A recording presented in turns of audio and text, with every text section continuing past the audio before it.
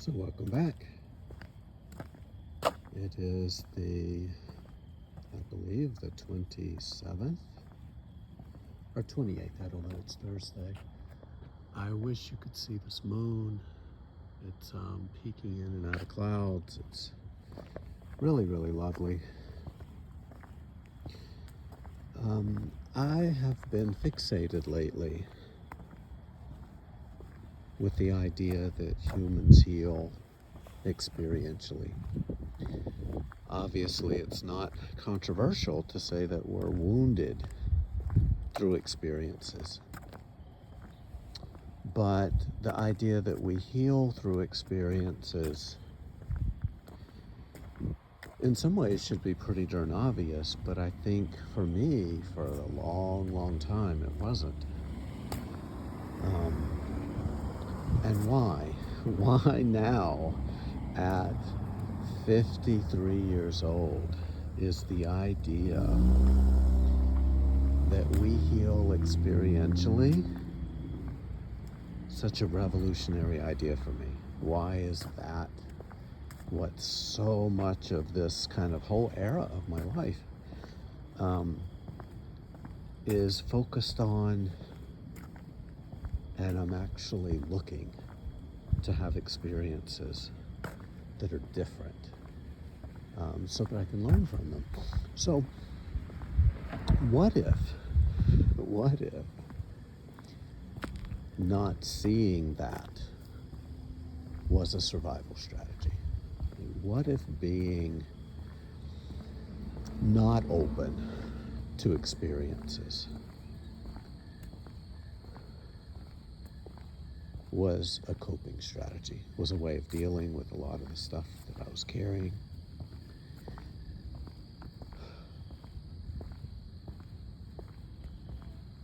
And I think there's a lot of unpredictability that comes from doing experiences or having experiential healing,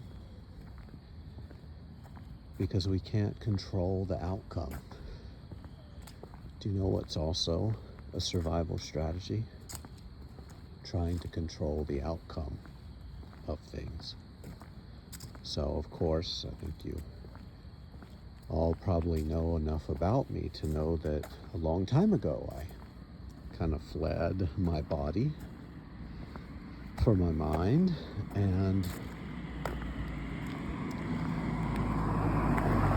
lived there. And of course, that was a survival strategy.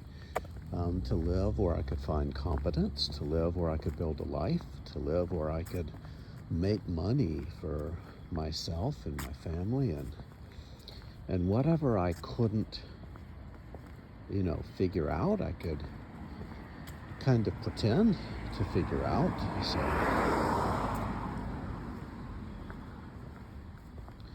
But I wasn't open to experiences. And EMDR, when I first heard about it, sounded incredibly weird. It sounded incredibly woo-woo.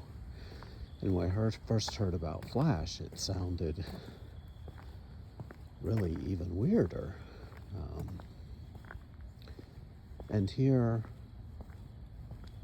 I've kind of, had the eureka moment. I've had my, moment of clarity where I see clearly humans heal when they have experiences that are different than the experiences in bad memory.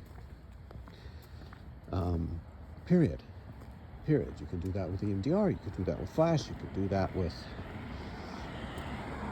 having positive relationship experiences. You could do that sometimes by paying attention to what your kids have to teach you about human need. You can do that by doing parts work. And again, even parts work is having experiences, right?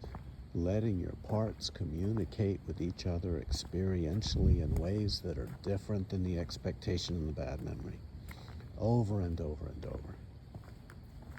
So we heal experientially, but it's not intuitive. It's not intuitive.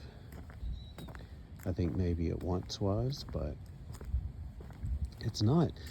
And what I've learned over and over and over is that what we need to survive, we often have a fair sense of. What we need to survive, we can often intuit our way to. And by that I mean maybe some evenings you just need to not be around people, right? And that can be a pretty good survival strategy. Maybe some evenings you've just needed to drink, right? Or some evenings you've just needed to, call up an ex, or some evening you've just needed to do something to survive. But what we need to heal, those things are weird. Those things are not intuitive. And that's a problem.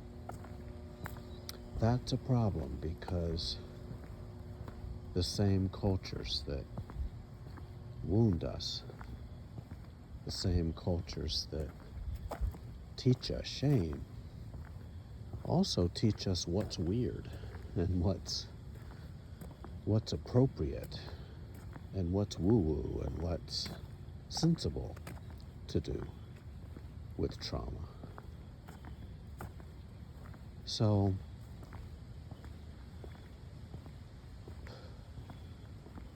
that's, I think, why I love doing flash trainings, because it's an opportunity for me to say very clearly over and over and over that we heal by having experiences that are different than what our nervous system is expecting, and flash delivers that to you hundreds of times in about a 35-40 minute session. So part of the reason I like flash is because it lets us see very, very quickly, very, very up close, one way that humans can heal that really does nail the nail into the idea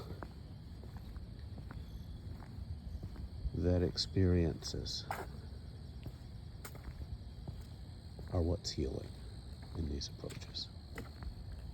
So, is your strategy for healing yourself generating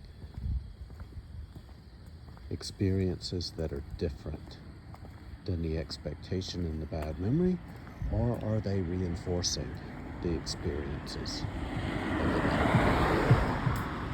Are your coping strategies introducing experiences that are different than the expectation in the bad memory,